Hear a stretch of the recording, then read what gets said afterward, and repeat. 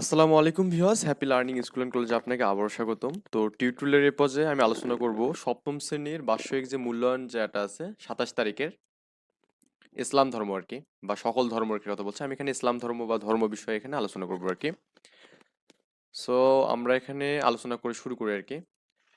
তো আমাদের কর্মদিবস 3 মূল্যায়ন উৎসব 120 থেকে 180 মিনিটের। আচ্ছা, কাজ 1 হচ্ছে দলগত কাজ 50 মিনিটের। বলছে শিক্ষার্থীরা দলগতভাবে তাদের উপস্থাপনা চূড়ান্ত করে তা প্রদর্শন বা প্রকাশের জন্য প্রস্তুত করবে। মানে আমাদের এখানে আগের কর্মদিবস 2 এ যে কাজগুলো করছিলাম আমরা সেগুলো কি করবো এখানে, মানে করবো আর কি, উপস্থাপনা করব বা প্রকাশ করবো আর কি। তো আগের কাজগুলো ছিল এরকম আর কি ছিল। তো আমি তার আগে লিখে নিই যে সপ্তম শ্রেণীর বার্ষিক মূল্যায়ন বিষয় হচ্ছে কি ইসলাম ধর্ম। একটু মিস্টেক হয়েছে, বিষয়টা একটু এদিকে এখানে যাবে। ওকে, তো বিষয় লিখে তারপর কলম দিয়ে এটা লিখবেন আর কি। মানে এর উপরে লিখবেন, লেখার পর হচ্ছে বিষয়টা এখানে আসবে, যে যাতে আসবে আর কি। একটু মিস্টেক হয়ে গেছে। এটা কয় তারিখে যেন, 27 তারিখে আর কি, মূল্যায়ন টেস্ট আর কি। তো আপনার নাম লিখবেন, শ্রেণীতে সপ্তম, শাখার নামটা লিখবেন একটু দয়া করে, আর রোল বা আইডি কোন একটা লিখবেন আর কি। ওকে, তো আমাদের মানে আগের দিনে যে মূল্যায়নগুলো ছিল সেগুলো এরকম ছিল যে পরিপূর্ণ বিশ্রাম নেওয়া লাগবে একটা মানুষকে, তারপরে এখানে যে চিকিৎসকের পরামর্শ নেওয়া, তারপরে প্রচুর তেল গ্রহণ, প্রচুর তরল গ্রহণ আর কি, সরি, তারপরে এখানে ঔষধ সেবন করতে হবে, তারপরে হচ্ছে ঘর পরিষ্কার ও পরিচ্ছন্ন রাখা, এবং সাবান বা পানি দিয়ে হাত ধোয়া আর কি। তো এই বিষয়গুলো একটু ডিটেলস পড়ে নেবেন, মানে কিভাবে উপস্থাপনা করব বা আমরা কিভাবে পোস্টার করবো আর কি।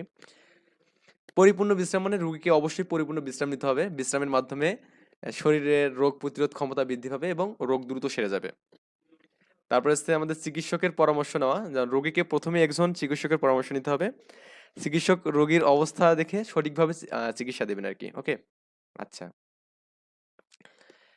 প্রচুর তরল গ্রহণ করতে হবে এখানে। রোগীকে প্রচুর তরল, মানে তরল জাতীয় এখানে বলতে কি এখানে বোঝাচ্ছে না যে শরবত বোঝাচ্ছে, ফলের জুস, তারপরে এখানে খাবার, স্যালাইন যেটাকে বলি আর কি, এটা আমাদের নিতে হবে। এবং ঔষধ সেবন হচ্ছে কি, চিকিৎসকের পরামর্শ অনুযায়ী ঔষধ সেবন করতে হবে। যেমন জ্বর, মাথা ব্যথা, তারপর হচ্ছে কি গা ব্যথা যদি থাকে তাহলে আমাদের ঔষধ সেবন করতে হবে যে অনুপাত, সেই অনুপাতে আর কি। ঘর পরিষ্কার পরিচ্ছন্ন মানে আমাদের অবশ্যই ঘরকে পরিষ্কার পরিচ্ছন্ন রাখতে হবে, এবং আমাদের এটাও খেয়াল রাখতে হবে যে আমাদের আশপাশে কোথাও পানি জমে আছে কিনা, এই বিষয়টা আমাদের রাখতে হবে এখানে। ওকে, ঘর পরিষ্কার পরিচ্ছন্ন রাখতে হবে, ঘরের আশপাশে জলাশয় শুকিয়ে ফেলতে হবে, এতে মশার বংশবৃদ্ধি রোধ হবে আর কি। তারপর এখানে হচ্ছে সাবান বা পানি দিয়ে হাত ধোয়া, মানে আমরা সাবান বা পানি দিয়ে কি করবো, সবসময় হাত ধোবো এখানে। যদিও সবসময় না হলেও আমরা কি মোটামুটি ম্যাক্সিমাম টাইম এখানে করার ট্রাই করবো এটা, এতে মশার কামড় কমে যাবে আর কি। আচ্ছা, এখানে বিশেষ কিছু বিষয় আছে যেগুলো আমাদের করা উচিত বলে মনে করি। সেগুলো হচ্ছে এরকম যে ডেঙ্গু রোগীর ক্ষেত্রে প্যারাসিটামল ছাড়া অন্য ওষুধ সেবন করা যাবে না। আমাদের এখানে ডেঙ্গু রোগ হলে শুধুমাত্র প্যারাসিটামলটাই করতে হবে, কারণ অন্য কিছু করা যাবে না এখানে। ডেঙ্গু রোগীর ক্ষেত্রে রক্তপাতের ঝুঁকি থাকবে, তাই রোগীকে সাবধানে রাখতে হবে এখানে। রোগীর হাসপাতালে নেওয়ার প্রয়োজন হলে তাড়াতাড়ি হাসপাতালে নিতে হবে। ডেঙ্গু বা অন্য কোনো রোগ আক্রান্ত রোগীর সেবায় ইসলামী বিধি অনুযায়ী আমাদের যে করণীয়গুলো ছিল সেগুলো আমরা পোস্টারিং করে একটু দেবো এখানে। সেই বিষয়গুলো ছিল এরকম যে আল্লাহ তাআলা বলছেন যে হচ্ছে তোমরা তোমাদের পিতামাতা, আত্মীয়স্বজন, এতিম, মিসকিন, বন্ধু-বান্ধব ও মুসাফিরের প্রতি সৎ ব্যবহার করো, এবং তোমরা তাদের অধিকার, মানে তোমরা যাদের অধিকার রয়েছে তাদেরকে তাদের ওই অধিকারটা দিতে বলছে। নিশ্চয়ই আল্লাহ তাআলা সৎকর্মীকে পছন্দ করেন। সূরা নিসা আয়াত 36 নম্বর, এটা এই বিষয়টা বলা আছে এখানে। ওকে, আচ্ছা। তারপর এখানে রোগীর সেবায় আল্লাহ তাআলা তার গুনাহ মাফ করে দেবেন, এটা তো মাস্ট আমাদের। আমরা যে কেউ যদি মানে অসুস্থ হয়ে যায়, আমরা যদি তার সেবা করি তাহলে অবশ্যই আল্লাহ তাআলা আমাদের সেবা মানে মানে আমাদের গুনাহ মাফ করে দেয়। হ্যাঁ, রাসূল সাল্লাল্লাহু আলাইহি ওয়াসাল্লাম বলেন যে যে ব্যক্তি কোনো মুসলমানকে রোগের সময় দেখতে যায়, বা আল্লাহ তাআলা তার জন্য একটা জান্নাতের বাগান তৈরি করে কি। ওকে, মানে কেউ যদি অসুস্থ হয় এবং আমরা যদি তাকে দেখতে যাই, তাহলে আল্লাহ কি করে, আমার জন্য একটা কি করে, জান্নাতে বাগান তৈরি করে। তা আমরা অনেক সময় কিন্তু যাই না, মানে দেখা যাচ্ছে কেউ অসুস্থ হলে আমরা যাই না, ঘরে বসে থাকি বা কোনো ব্যস্ততা দেখাই। আসলে আমাদের যাওয়া উচিত, কারণ এখানে আমাদের একজন মানুষ হিসেবে আমাদের কর্তব্য যে কেউ অসুস্থ হলে তাকে সেবা দেওয়া।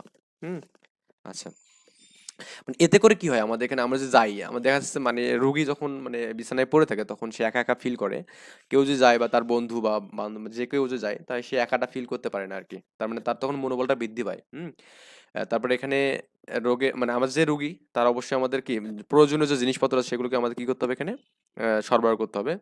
তা পরিবার মানে তারপরে রোগীর যে পরিবারের সদস্য আছে তাদেরকে আমাদের সহায়তা করতে হবে এখানে। ওকে, তো আমাদের এখানে মেইন তারপরে যে বিষয়টা সেটা এখানে 2 নম্বর কাজ, এখানে বলছে শিক্ষার্থীরা শিক্ষকের সহায়তায় ডেঙ্গু বা অন্য যে কোনো রোগের আক্রান্ত বা অসুস্থ ব্যক্তির আরোগ্যের জন্য বিদ্যালয়ের সকল শিক্ষক শিক্ষার্থী কর্মকর্তা কর্মচারী সুন্দরভাবে দোয়া এবং মুনাজাত করবে।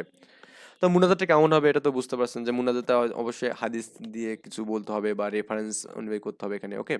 তো আমি এখানে দিচ্ছি ডেঙ্গু ভাইরাস থেকে বাঁচার জন্য দোয়া এবং আমল। আমাদের কি কি দোয়াগুলো করলে বা কি কি আমলগুলো করলে আমাদের এখান থেকে বাঁচতে পারবো আমরা এখানে। প্রথম নম্বরে যে দোয়াটা আমি এখানে করছি সেটা হচ্ছে এখানে এরকম যে বর্তমান ডেঙ্গু, এটা তো দোয়া না, এখানে জাস্ট আমাদের এখানে একটা বিষয় দিই, এখানে এটা না দিলেও কোনো সমস্যা নেই। আমরা এখান থেকে কাজটা করতে পারি, ডেঙ্গু জ্বর থেকে মুক্তির জন্য দোয়া আমল আর কি। প্রতিদিন ঘরের সবাইকে সূরা কদর, তারপরে হচ্ছে ইন্না আনজালনাহু যে সূরাটা আছে আর কি, মানে ৩ বার পড়তে হবে এটা। ওকে? সূরা কদর ৩ বার পড়তে হবে। খাবার পানীয় সকল কিছুতে ৩ বার সূরা কফর মানে মানে সূরা, এটা মেবি আমি মিস্টেক একটু হয়েছে মনে হয় যে আমাদের সূরা হচ্ছে কাফের মেবি, হ্যাঁ? পরে মানে দম করুন এবং ফু দিতে হবে এখানে। আল্লাহ চাইলে অবশ্যই নিরাপদে থাকবেন আরকি। ওকে? তো আমি কমেন্টে লিখে দেবো যে আসলে সূরাটার নাম কি এখানে। ওকে? আমি সূরাটার নামটা লিখে দেবো কমেন্টে। ফার্স্ট কমেন্টে লিখে দেবো এটা। দ্বিতীয় দোয়া ও আমল। ঘরের সবাই মিলে এই দোয়াটা আমরা পড়বো এখানে। এই উচ্চারণটা আমরা পড়বো। অবশ্যই লিখবেন এটা। তারপরে সূরা ইয়াসিনের আয়াত অধিক পরিমাণ পড়তে হবে। আল্লাহ তাআলা নিরাপদ রাখবেন অবশ্যই।